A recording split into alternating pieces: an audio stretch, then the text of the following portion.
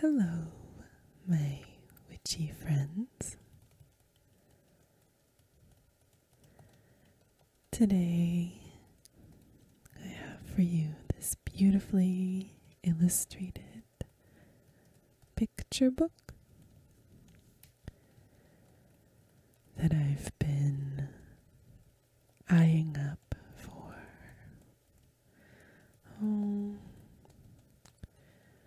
I don't know, a couple of months now.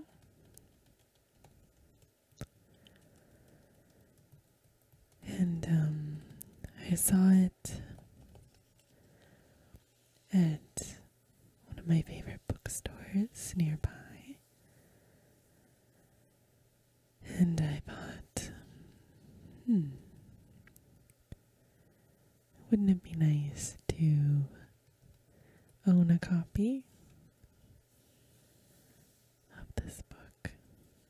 But as with many books, if you're an academic or a historian or just somebody who loves reading or art, if you're an artist, you know very well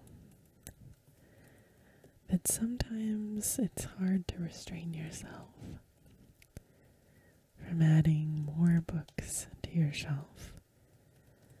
But when you do exercise a little bit of self-control, you feel very proud of yourself. So for the past couple of months, I resisted. But I eventually gave in, as you can see. And I bought the Queen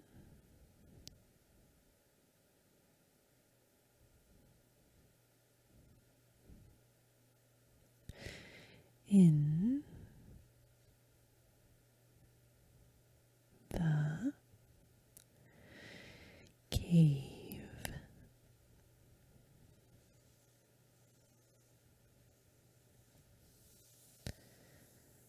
And this book is by Julia Sarda, although I think I might be pronouncing that incorrectly. And I read a couple of interviews with the author before making this video, and from what I understand, this is her first full-length picture book. And there's just something about it that I saw it and I couldn't stop thinking about it. And I'm actually doing a little bit of research right now on this book, on the witchier character, and how the three of them are very similar to the three sisters in Goblin Market by Christina Rossetti, which I have right here. And I think in a different video I'll go through this poem. I'll read it to you, because there's some really nice illustrations in here. But if you are familiar with Goblin Market, you know that there are three sisters. Two of them are at the forefront of the tale, and there's a third sister. But Laura and Lizzie are the two main sisters. So, if you're interested in Goblin Market, if that's a poem that you love, if you love Christina Rossetti, then I highly recommend this book, because it's almost like a more childlike version of Goblin Market. So that's a large part of why I reached for it, because I studied Christina Rossetti for many years. And I just imagined that I would have loved this when I was a kid. So, okay, so before we start flipping through, let's light a little candle. And I've got one right here. And I chose it because it's goblin green, the greatest shade out of all the shades. And I got it at a local witch shop. It's actually an antique mall. And they have all sorts of little bits and bobs. But I love this color and the diamonds on the side in glass. It's just really pretty. So I bought it as a little treat. Okay, so I have my lighter.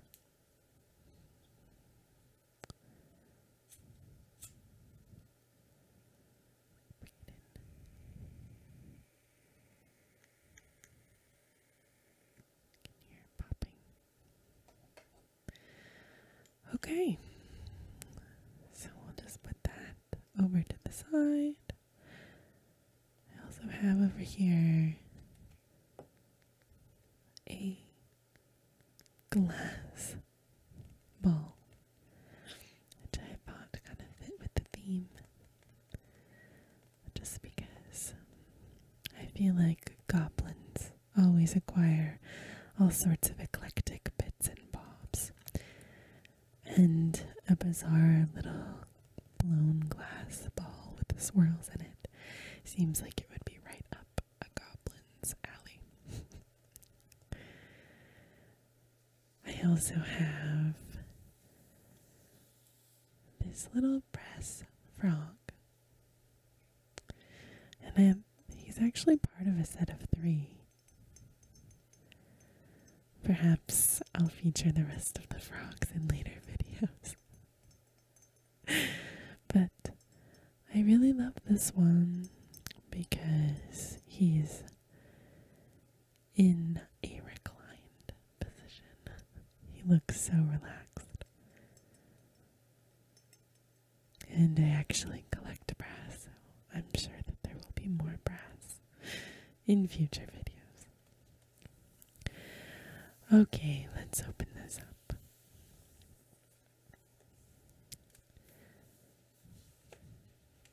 So, first maybe we can read the inside of the dust jacket. Check that out. Then we'll take the dust jacket off and set it to the side. One night, Franca dreams of a marvelous queen who lives deep in the forest in the darkest cave. So, off she goes with her 2 younger sisters, Carmela and Thomasina, beyond their garden fence, down the hill behind their house, and into the forest.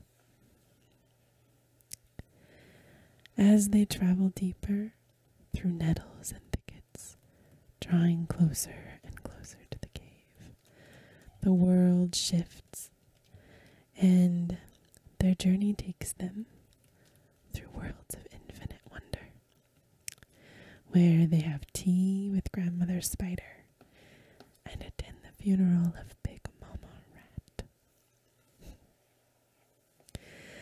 Along the way, they learn how to be brave, to be bold, to face their darkest fears. And what of the queen? Well, what they find in the cave is perhaps the most unexpected thing of all. Author-illustrator Julia Sarda spins an enthralling and evocative tale of adventure, growing up and finding oneself anew.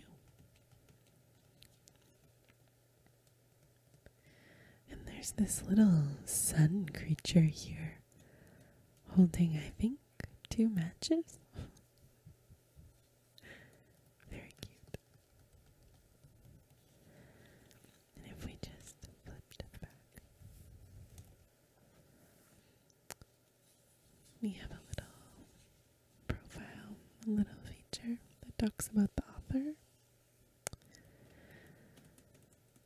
She's illustrated many books for children, including Mary, who wrote Frankenstein by Linda Bailey, The Lizards, I think that's how you say that, by Keo McClear, and classics such as Alice's Adventures in Wonderland, The Wizard of Oz, and Charlie and the Chocolate Factory. Her work has been published around the world in many languages, and The Queen in the Cave is her Candlewick debut, and she lives in Barcelona.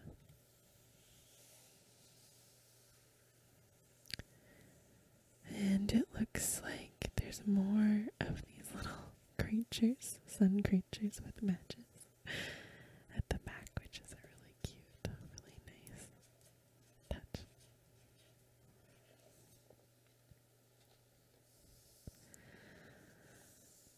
Okay. Oh, I love that there are just vines on the back with little creatures.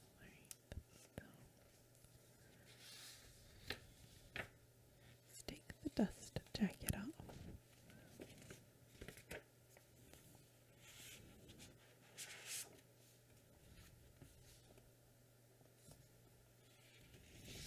I always like removing it before continuing.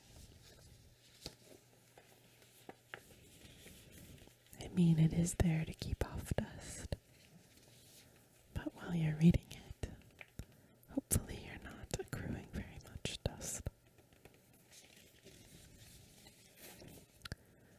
Okay, we'll just put that to the side. Okay, so let's start reading The Queen in the Cave.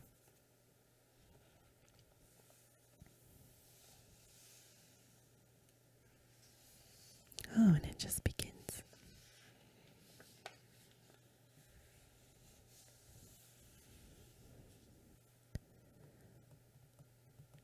It started with a kind of funny feeling. All of a sudden, Franca no longer wanted to paint, make collages, or even read. This heart is so witchy. There's just a pink cloud with little starbursts around it and somebody tapping her on the shoulder. And it looks like she's sitting on this beautiful little box, perhaps. But you can just tell that she's destined to become a witchy lady of some sort, because it looks like the book that she's cutting or making a collage out of has a bat in it. Those are really big scissors, my goodness. I love her hair. It's so pretty. Okay. On your little pinstripe pants. Oh, interesting. So there's kind of like a little prologue, or just sort of like a sneak peek, an introductory illustration. I love that. I've never seen that in a children's book before. It's dedicated to the endless summers with my cousins before the strangeness began, and to my father who showed me the beauty of the unknown. These are like little roly-poly bugs.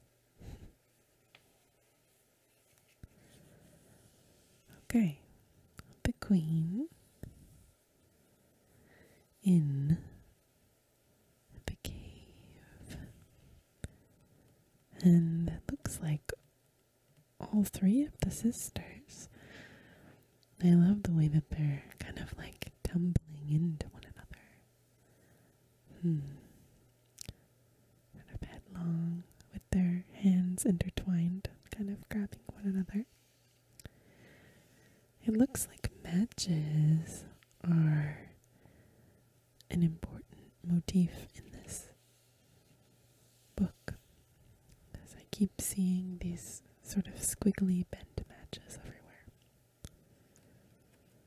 Love the little starbursts. Okay.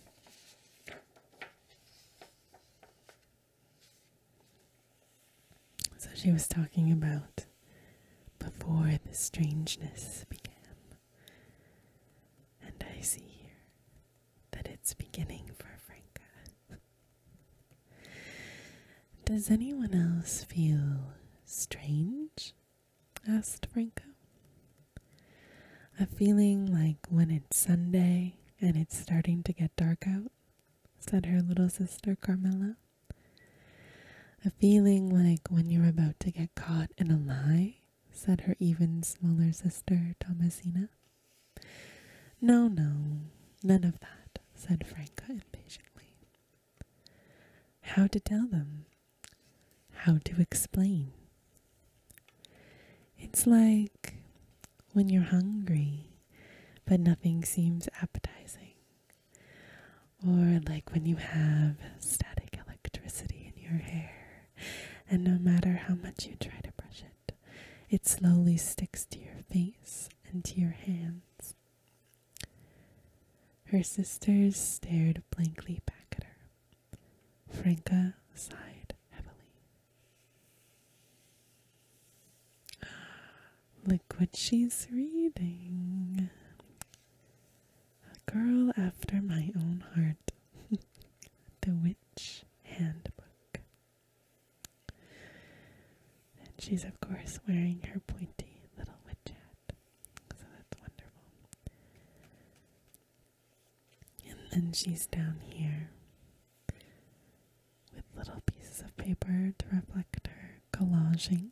Her love of collaging. And then Thomasina's is the smaller sister. That's her right there.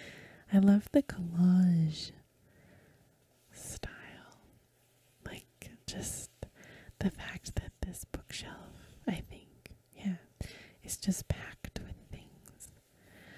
And also quite fittingly with this witchy theme is the calendar is turned to October, because of course it is. That's the only time of year that witchy things can happen. No, they can happen at any point. But for the purposes of storytelling, it's very, very handy that it's October. And I also love this lamp. Kind of 70s style. The way she even illustrates furniture is really pretty.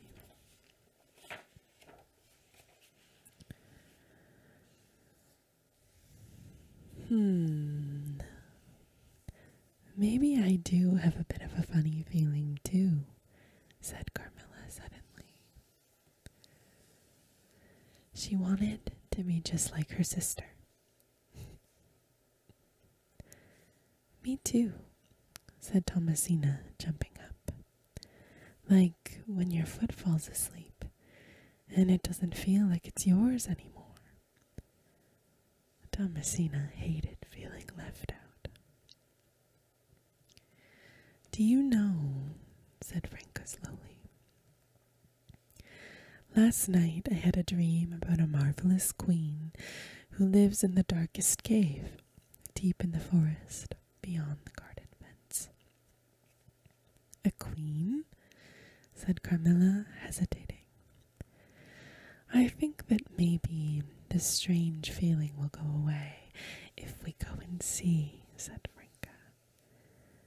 See what? Said Thomasina. Franca grinned. Oh, I love the retro vibe. Like, look at this blanket. I would have this blanket in my house. And she's abandoned the Witch Handbook in favor of looking like a spooky little goblin.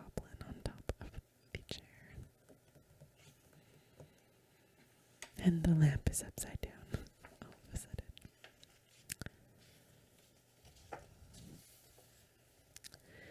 See if she's down there in the cave. For one day we can be adventurers. Let's go where no one has ever gone before. Come on, sisters. What do you say?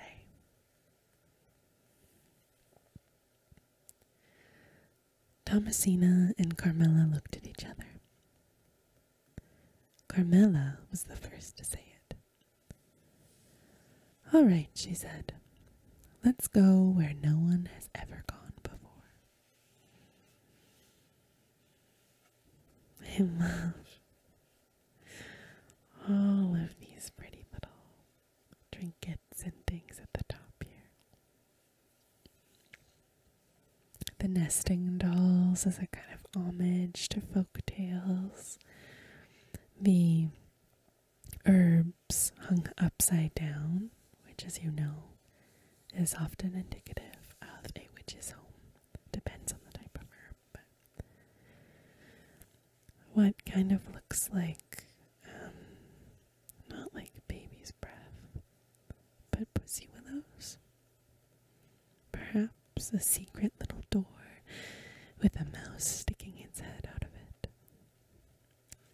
These horses, the little pansy on the shelf in the corner, and a candle which looks like it had recently been blown out with the wax dripping down, and a dartboard and a grandfather clock and a bell, and I think I'm seeing a cross here underneath what looks like a temperature gauge. Very interesting imagery. A lot of pagan connotations here, which is really quite magical for a kid's book. And then, of course, an umbrella stand. You know, umbrella stands are excellent places to keep your broomsticks.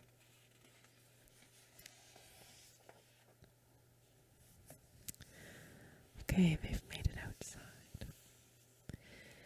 In the garden, Franca's feeling grew stronger. The air was fresh, and the smell of the wet soil made her want to kick off her shoes and run into the unknown. It really does have that effect on all of us. What will the queen be like? Asked Carmela. Do you think she will cast spells like a witch? I hope she gives us magical powers. Will we do good or evil? I hope she'll be a kind queen, said Thomasina. What do you think, Franca?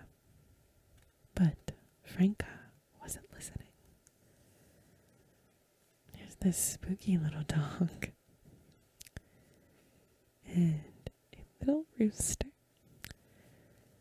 and a lemon tree, which is amazing. I love the way she's drawn these trees as well. It's very spooky. And this little bridge, I think. Or wait, that's not a bridge. Those are doors. Terracotta roofed house. Oh, just every page is just verdant with imagery. It's like a luscious illustration. Okay. She was already climbing over the fence. Follow me, sisters, she said. And so, for the first time ever, Franca, Carmela, and Thomasina ventured alone down the hill behind their house into the forest. And no one saw them leave. So they just snuck away. I'd be interested to look up the meanings of all of the plants that she's included here, because I feel as though they probably all have their reasons for being there. That's just the feeling that I'm getting from looking at this.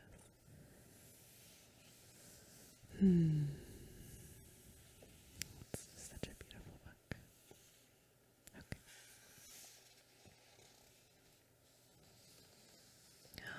This is just a full page illustration. There isn't even any text on this page. So let's see what we can find. These almost look like stalks of wheat, but maybe they're foxtail, which is like a type of grass. It looks like we have a grocery bag with a smiley face, a soccer ball, a little toy car, a water bottle, a boot strung from a tree with flowers in it, and the little pulley duck, which we saw here. Oh wait, no, it's not the same duck. It's a different duck. A different duck with a different hat. Okay, so they're going through the forest. I love the way that this grass is portrayed with these swooping, curving lines.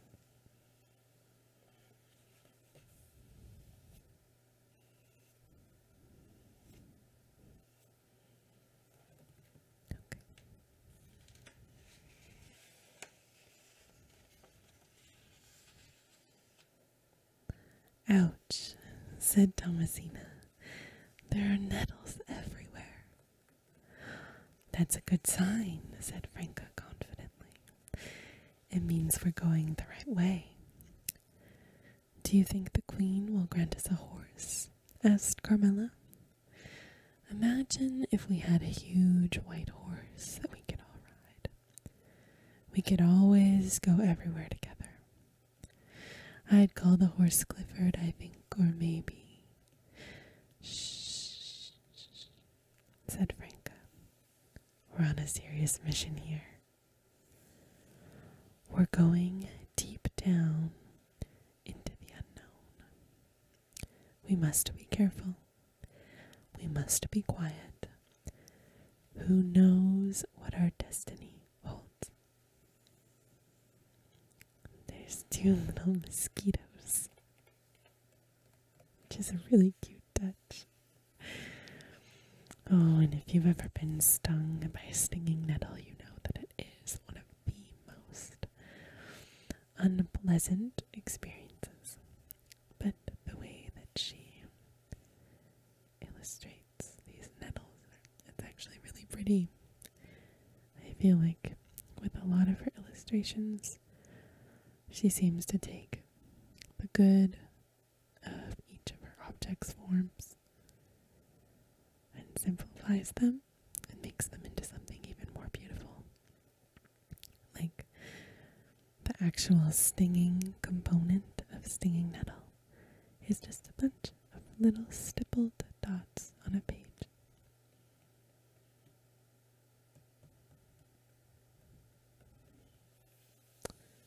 I love that. It's really, really pretty. So they're just helping each other through the nettle.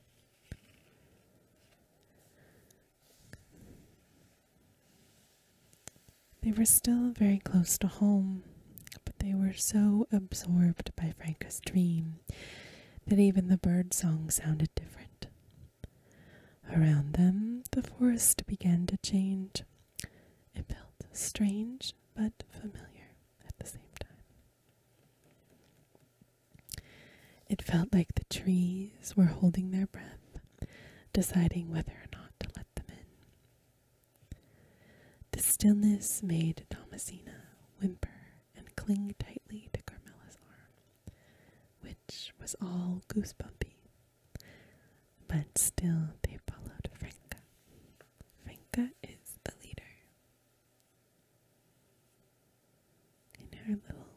blouse and pinstriped trousers. And I love that there are all of these birds at the top of the page. But there are a few unusual creatures in their midst, including a few birds that are wearing hats.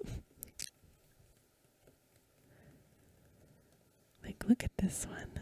It's so bizarre. And there are these weird little things inside the trees. But I love the way she draws trees, like so many simple straight lines.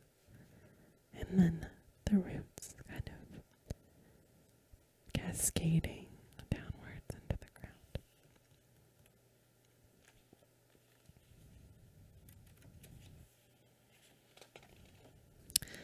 Franca was sure and unafraid, and her sureness led them all forward. This way, sisters.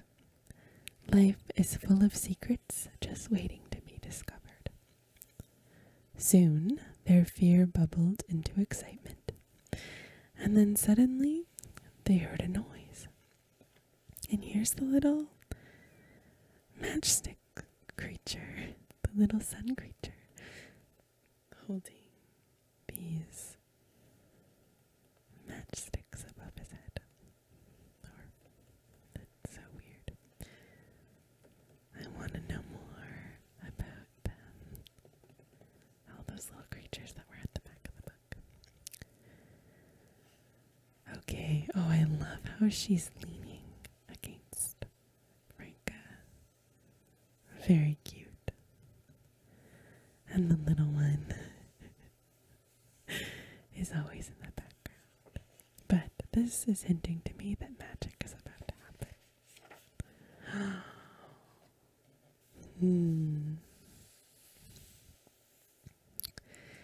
It sounded like a swarm of small engines, humming and thrumming. The ground started trembling, as if racing elephants were hurtling toward them. Oh my goodness. The sisters jumped behind a fallen tree and closed their eyes with all their strength. But then they heard Franca's voice. There they are again. And there's the mosquito. Oh, there's many of them actually. Oh, I love these little, like, moths and birds and fish birds. Look how brave she is. They're scared.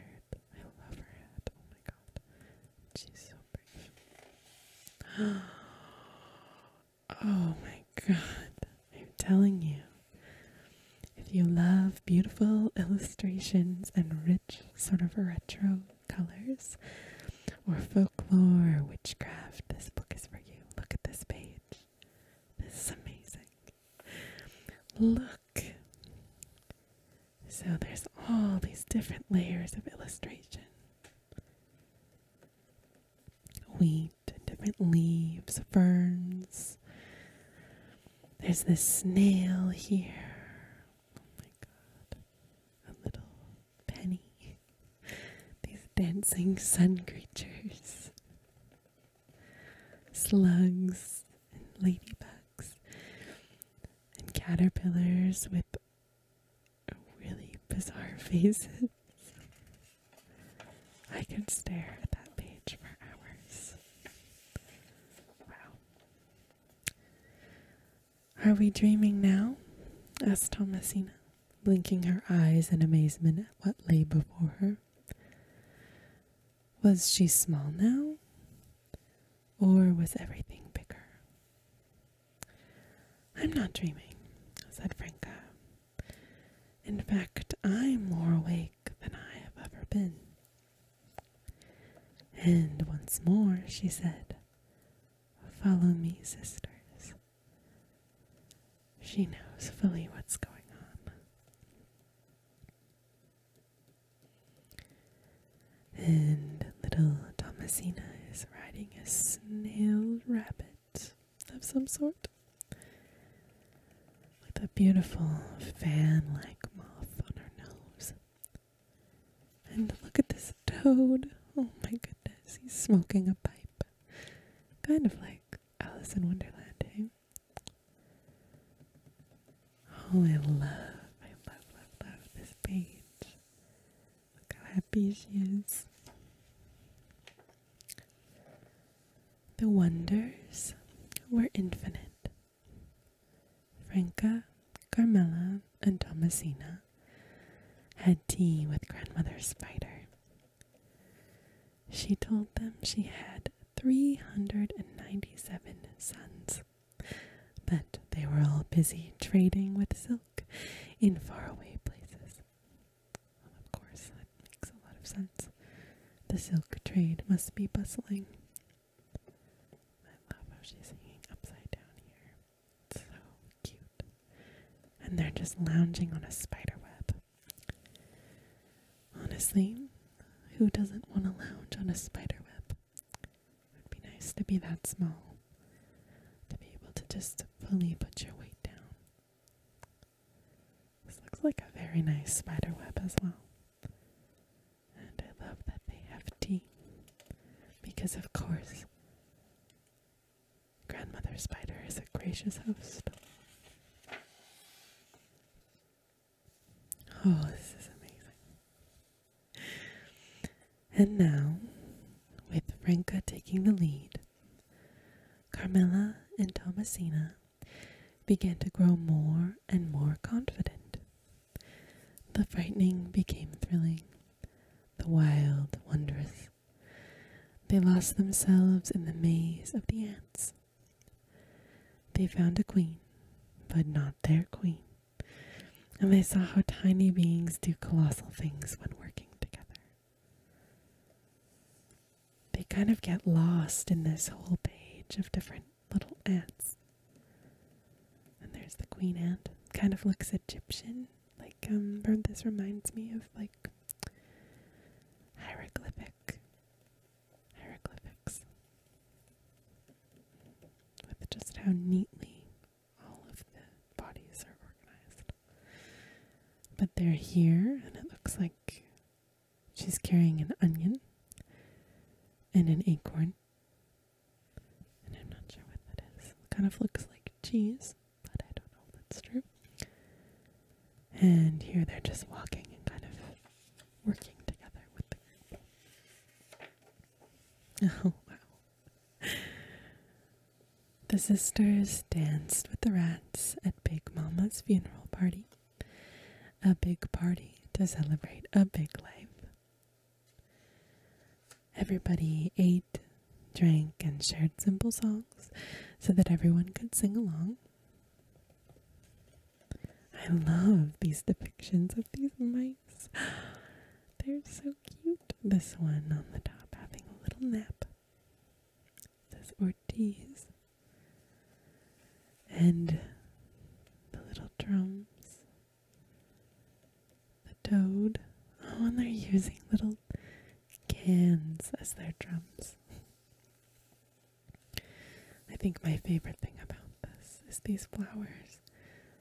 With the fireflies, it's implied they're going inside to light up the inside of the flowers, because you can see their little antenna poking out. But on this page, you get the full body glimpse, so you know where they're about to go. That's brilliant. When I die, I also want a huge butterfly placed over me, and for my sisters to beat loudly on the drums, thought Thomasina. Oh, this book. I have a very big smile on my face right now.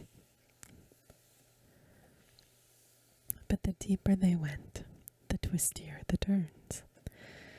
They disturbed the hanging bats, who hated to be woken during the day, who couldn't stand the light. The bats hissed at them and snipped at their ears. I've never been this far away from home, said Thomasina, a little tremble in her voice. She wondered what Murdoch the dog was doing back at their house. Would he notice they were gone? It looks like instead of koi fish there are little cats, which I love so much. Oh, this book is incredible. Little koi fish cats. And the way that she's drawn the bats, they look like men in cloaks and dress shirts with buttons on the sleeves and dress pants. They look so proper and beautiful with these giant muffs of hair. I love that. The idea of these bats having collared sleeves. Or cuffed, I guess. Cuffed sleeves. And the lily pads separating them from the catfish, koi fish below. But Franca kept going, and Carmela and Thomasina had no choice but to follow. Come and join us, little girls. We eat everything we catch.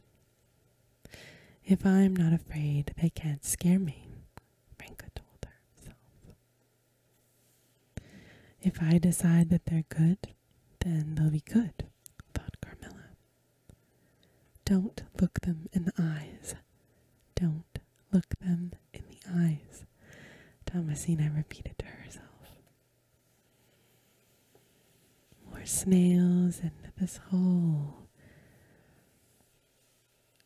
line of frogs. Little mushrooms, my favorite. This bizarre little creature.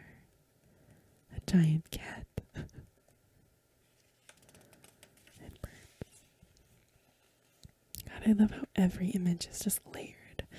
There's always a top and a bottom, like underwater or like behind the scenes image. It was getting darker, and Carmela and Thomasina were getting very homesick. They heard ghoulish laughter against the flickering light of the bonfire, and was it Mrs. Rybot? Yes, their grabby old neighbor and her wicked friends. She once threw mop water all over me, whispered Thomasina. They say her tongue is black, and that she only eats rotten things, said Carmela.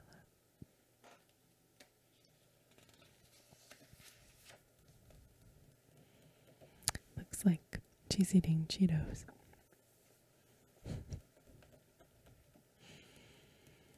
There underneath.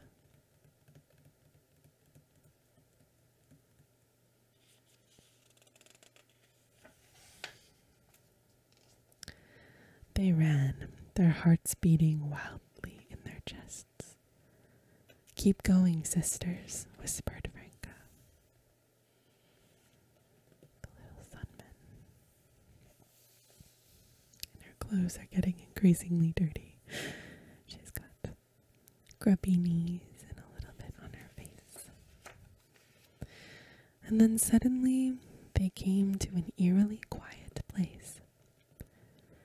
The sisters looked at one another. We're here. It's the cave from my dream, said Franca. It was darker than the basement in their house, and from it came a very peculiar stench. Without speaking, Franca, Carmela, and Thomasina linked hands, and together they stepped into the darkness. And here are those three little sun people, sun creatures from the back flap of the dust cover. And here they are stepping into the darkness. What will they find there? They saw Franca, but not Franca. Franca was the queen? This was not what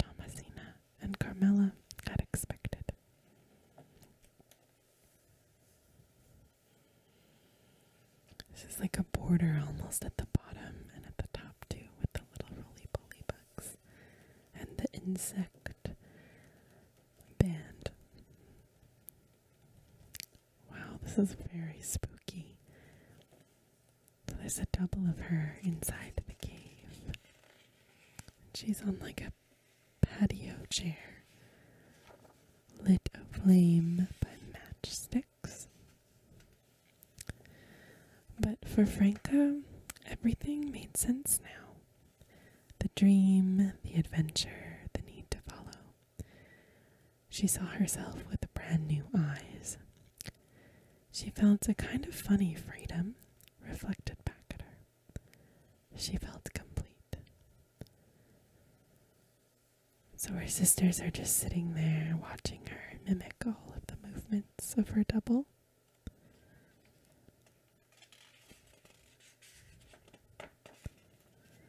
Now she could do whatever she wanted, be whoever she wanted. Franca, said Thomasina, afraid. Franca, maybe we should go back, said Carmilla. But Franca wasn't listening.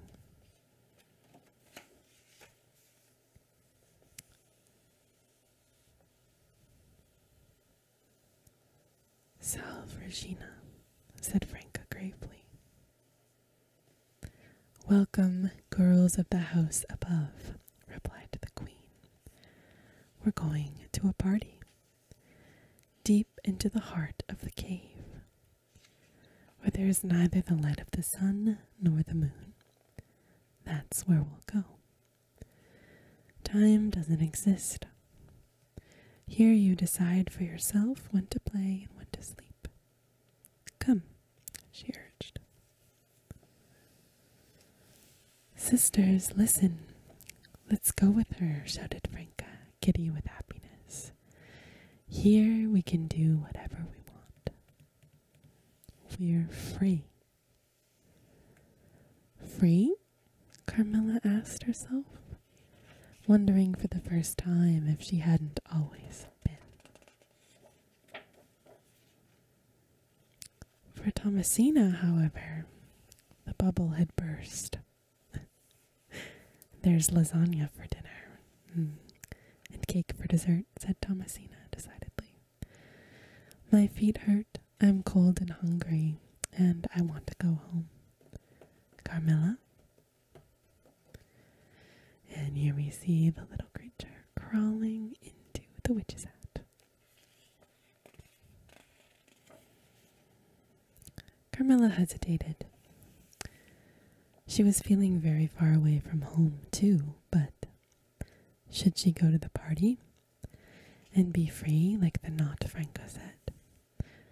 Or could they leave Franca there?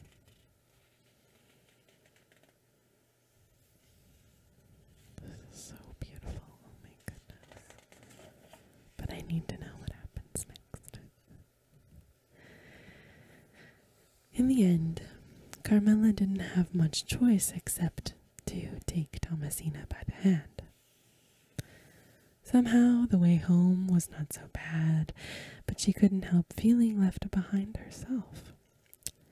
It was the first time that Franca had chosen to go somewhere else, with someone else, without her sisters. What do you think the Queen's party will be like? Asked Carmilla. Witches also have parties. They dance around a bonfire or beneath the full moon. Thomasina didn't answer. She could only think of getting home.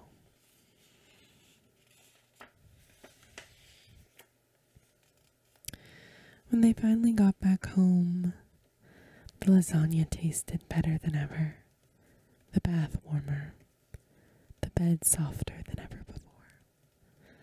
Everything was solid and real. Had they dreamt it all?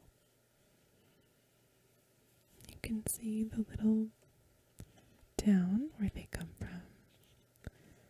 And down here is the cavernous place that they went into, where they left Franca. And you can see them ascending the hill, and it's of course a full moon. The little specks But then Franca was still gone. Going to bed without her was strange. Carmilla felt smaller and younger. The shadows of the room seemed to move, and the creaks of the house made her feel all goosebumpy again. And then she heard a noise. Here's the dog. And there's a witch hat on the bedside table. Oh, and this is based off of an actual antique lamp that I've seen before. It's kind of cool with the cup shade. And there's always the toy shelf with the books and things. So she comes through the window and she's got leaves in her hair. There's a little portrait here too. Franca, what happened? Whispered Carmilla. You'll see for yourself when you go one day, Franca said. They looked at the ceiling for a while. Oh, I found this. It made me think of you, said Franca, giving Carmilla a beautiful flower. Oh, feather. It would look great in your hat. Oh, and her witch's hat. Thank you. I don't think I feel that strange feeling anymore. Do you? Said Franca. Carmilla thought about the cave, how scared she'd been, how maybe one day there would be a not Carmilla, or maybe even many different not Carmillas dancing around a bonfire beneath the full moon. I think you smell bad, Franca, and you should shower before getting into bed all covered in mud. Love that this is just this little pinhole image of the three of them. And of course Thomasina is fully asleep, the youngest. But Franca was already fast asleep. Carmilla, happy for them all to be together again, at least for the time being, held her sister tightly and was soon fast asleep herself. What a beautiful bed frame, my God. Love the little witch hat with the peacock feather. And Thomasina's hat on the ground and their little boots lined up in a little row. And these cute little sprite-like creatures. And then it ends with them crawling through the window, probably after Franca. Oh, wow. What a wonderful book. That was fantastic. So a lot of folkloric roots in this tale. And it reminds me a lot, as I said before, of Goblin Market. But a beautiful tale of sisterhood. And just put the little dust cover back on. So thank you so much for joining me for a little witchy book read through. I hope that you have a restful sleep and that you don't dream of cavernous caves, cavernous dark spaces in the forest where bizarre creatures reside. Unless, of course,